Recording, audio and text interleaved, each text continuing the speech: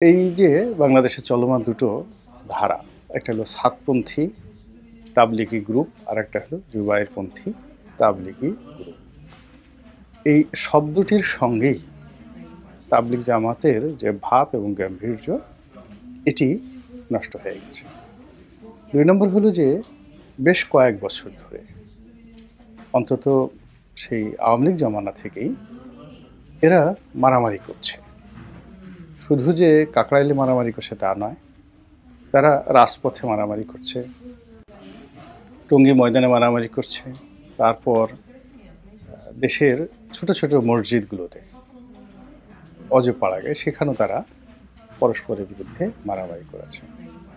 এবং এ যাবৎকালে কতজন যে খুন হয়েছেন, কতজন যে আহত হয়েছে তার কোনো হিসেব আসলে আমাদের কারোরই জানা নেই।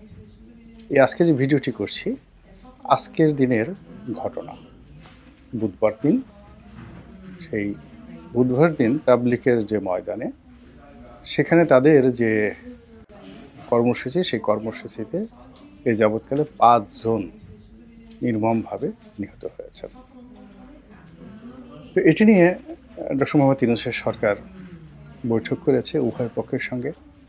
সাতপন্থী হিসেবে যারা পরিচিত তারা এই ইজতেমা ময়দান ত্যাগ করেছে বা করার পথে। আর অন্যদিকে বাংলাদেশে যারা আছে জুবায়েরপন্থী, এই জুবায়েরপন্থী যারা আছেন তারা এখনও এটা ত্যাগ করার ব্যাপারে সিদ্ধান্ত নিতে পারেনি। তো এগুলো নিয়ে আলাপ হচ্ছে, আলোচনা হচ্ছে, কথা হচ্ছে এবং খুবই নেতিবাচক কথাবার্তা হচ্ছে। এর কারণটা হলো যে তাবলিগের এই পদ্ধতি, তারা এটাকে মনে করে যারা তাবলিগের অনুসারী, এটার মধ্যেই তাদের মুক্তি, এই কর্মের মধ্যেই তাদের প্রাপ্তি। এবং তাবলিগ জামাতের যে আনুষ্ঠানিকতা রয়েছে, এটা যদি পরিপূর্ণভাবে সহিভাবে তারা করতে পারে তাহলে জান্নাত একেবারে শতভাগ নিশ্চিত। এখানে দুটো গ্রুপ রয়েছে। এক গ্রুপ শিক্ষক যারা শিক্ষা দেয়, তারাই নেতা, শিক্ষক এবং নেতা। আর অন্য গ্রুপ অনুসারী, শুধু শুনতে আসে এবং তারা তাদের যারা মুরব্বী রয়েছেন সেই মুরব্বী যে সকল কথা বলেন, এভাবে নামাজ পড়বেন, এভাবে কোরআন শরীফ পড়বেন, এভাবে ইবাদত করেন, এভাবে বন্দেগী করবেন। তো এই জিনিসগুলো নিজেদের পকেটের পয়সা খরচ করে তারা করে আসছেন দীর্ঘদিন ধরে। এবং এখন তাদের অনুসারীর সংখ্যা দুটো মিলে, অর্থাৎ সাতপন্থী এবং জুবায়েরপন্থী, কম করে হলে ১ কোটি। এবং বাংলাদেশের কোনো রাজনৈতিক দল, তারপরে বা কোনো ধর্মীয় সংগঠনের এরকম ডেডিকেটেড যারা বাক্স নিয়ে, প্যাট্রা নিয়ে, মাথায় সেই তাদের যে খাবার দাবার, চাল ডাল আটা ময়দা এগুলো চাপিয়ে এক স্থান থেকে অন্য স্থানে মুরব্বীদের কথা মতো মুভ করে, এরকম ১ কোটি লোক তাবলিগের আছে, যেটা অন্য কারণ। এখন এই ১ কোটি লোক ২ ভাগ হয়ে গিয়েছে। কেউ হয়তো বলতে পারে আমাদের ৬০ লাখ, ওদের ৪০ লাখ। কেউ বলতে পারে না আমাদের ৪০ লাখ, ওদের ৬০ লাখ। কিন্তু মোরালেস আপনি ২ ভাগই করেন না কেন, ৫০ লাখ লোক এক পক্ষে, তারা অপর পক্ষের ৫০ লাখ লোককে চ্যালেঞ্জ জানাচ্ছে মারামারি করার জন্য, কাটাকাটি করার জন্য, এবং একে অপরকে ফেতনাবাজ হিসেবে তারা আখ্যা দিচ্ছে। এবং এটি পুরো রাষ্ট্রীয় ব্যবস্থাকে এখন রীতিমতো চ্যালেঞ্জের মধ্যে ফেলে দিয়েছে। আওয়ামী লীগ জমানাতে, আওয়ামী লীগ যেহেতু একটা রাজনৈতিক সরকার, তাদের অনেক শক্তিমত্তা ছিল, ফলে ওই সময়টাতে এই বিরোধগুলো মাথা চাড়া দিতে পারে এবং সেখানে ক্ষয়ক্ষতি কম হয়েছে এবং পুরো পরিস্থিতি সরকার নিয়ন্ত্রণ করেছে। এবং সরকার যেভাবে চেয়েছেন ওভাবেই আসলে তাবলিগ জামাতের এই অনুষ্ঠানসমূহ তারা পরিচালনা করতে বাধ্য হয়েছে। কিন্তু এখন যেহেতু ডক্টর মোহাম্মদ ইউনূসের অন্তর্বর্তীকালীন সরকার সার্বিক বিবেচনায় মারাত্মক দুর্বল অবস্থানে আছে, এই কারণে কি হলো, এই দুটো সংগঠনের মধ্যে যারা জেদি, জিহাদি জোশ যাদের খুব বেশি, আমি নেতিবাচক কোনো কিছু বললাম না, এবং যারা মনে করে আমরাই সঠিক, তারা মনে করছে এই প্রতিপক্ষের উপর শক্তি প্রয়োগ করে এদেরকে রাজনীতির ময়দান থেকে বিতাড়ন করা সম্ভব, তাবলিগের ময়দান থেকে বিতাড়ন করা সম্ভব। এবং এইগুলো অভ্যন্তরে আপনি চিন্তা করেন যে আমাদের দেশে কোনো কিছুই আসলে বিনা পয়সায় হয় না। সব কিছুর মধ্যেই একটা অর্থনৈতিক লেনদেন থাকে, নেতৃত্বের একটা জায়গা থাকে, অর্থাৎ একজন মানুষ নেতা হতে চায় কিংবা নেতৃত্ব দিয়ে সে সম্মান পেতে চায়, আবার সম্মানের সঙ্গে সঙ্গে সে 2 পয়স রোজগার করতে চায়। এই ৩টি জিনিসের সমন্বয় সব জায়গাতে আছে।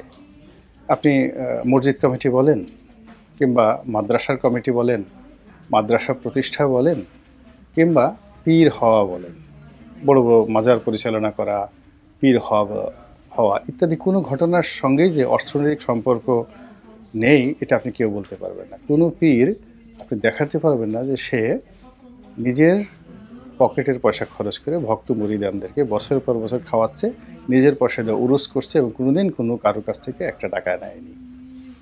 এবং যখন এই জিনিসগুলো এসে যায় ধীরে ধীরে ধীরে ধীরে, তখন মানুষের নফস কীভাবে কাজ করে সেটা যারা মনোবিজ্ঞানী তারা ভালো বলতে পারবেন, যেহেতু ধর্মীয় সংক্রান্ত বিষয় এটি নিয়ে কিছু বলছি না। এখন আমাদের ওয়াজের ময়দানে বলেন, যা কিছু বলেন, এমন সব বিশ্বের সব ঘটনা ঘটছে। এক পীর সাহেব তাকে দাওয়াত করে নিয়ে গেছে, পীর সাহেব না, ওয়াজে বক্তা, সে ভীষণ রকম জনপ্রিয় এবং বিতর্কিত।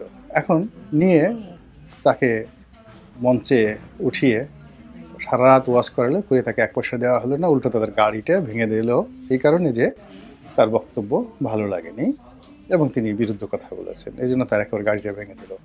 আর এক বক্তা তার সমর্থকরা কি নিয়ে ঝগড়াঝাটি করলো, ঝগড়াঝাটি করার পর সেখানে মারপিট হলো, মামলা মোকদ্দমা হলো এবং সেই পীর সাহেব বিলের মধ্যে দিয়া জিহাদি মানে জোশ নিয়ে দৌড়ে তিনি সেখান থেকে পালিয়ে এলেন। এই ঘটনাগুলো হচ্ছে, এটা যে ইসলামের যে সৌন্দর্য, ইসলামের যে রূপ মাধুর্য, এটাকে প্রশ্নবিদ্ধ করছে। তো যেটা বলছিলাম, তাবলিগ জামাতের মধ্যে এই যে এখন যে তেলেসমাতি চলছে, এই তেলেসমাতির ব্যাপারে আমাদের যারা সাধারণ জনগণ তাদেরকে খুবই সতর্ক হতে হবে। একটা জিনিস বুঝতে হবে যে ইসলামে সত্যিকার অর্থে অলৌকিক যে বিষয়গুলো আছে, এই বিষয়গুলো নিয়ে খুব বেশি বাড়াবাড়ি করার ব্যাপারে আল্লাহ রাসূলের সরাসরি নিষেধ আছে। আল্লাহ রাসূল এবং তার সাহাবায়ে কেরাম যা করেছেন সব কিছুই প্র্যাকটিক্যাল। যুদ্ধ প্র্যাকটিক্যাল, অর্থনীতি প্র্যাকটিক্যাল, সংসার জীবনযাপন করা সবই প্র্যাকটিক্যাল।